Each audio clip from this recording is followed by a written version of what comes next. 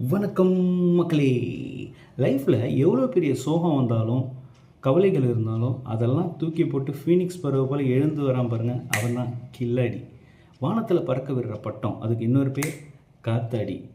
சினிமாவுக்கு எங்கள் legend TR வந்தது முன்னாடி, 2006 நான் ரசிகனான பின்னாடி இதோ போட்டுக்கிறேன் கண்ணாடி.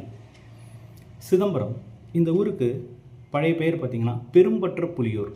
அதாவது வியாக்கிரபாதர், புலிக்கால் முனிவர்னு சொல்லுவாங்க.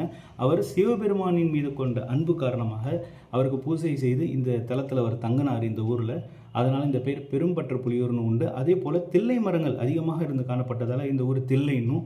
சிதம்பரம் அதாவது பஞ்சபூத ஸ்தலங்கள்னு சொல்லும் போது ஃபஸ்ட்டு பஞ்சபூதம்னு பார்த்தா நிலம், நீர், காற்று, ஆகாயம், நெருப்பு.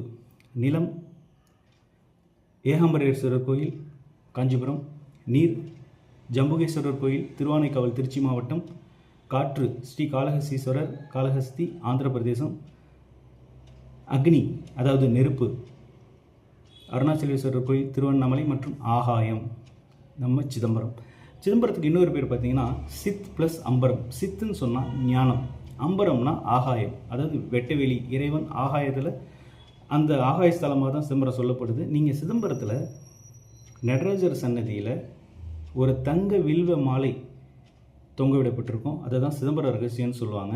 அந்த தங்க வில்வ மாலையின் ரகசியம் என்னன்னா, இறைவன் உருவமாகவும் அருவமாகவும் இருப்பார். எந்த இடத்துலையும் இறைவன் காணப்படலாம்.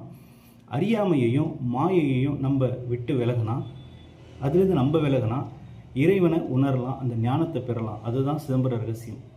நன்றி, வணக்கம் மக்களே.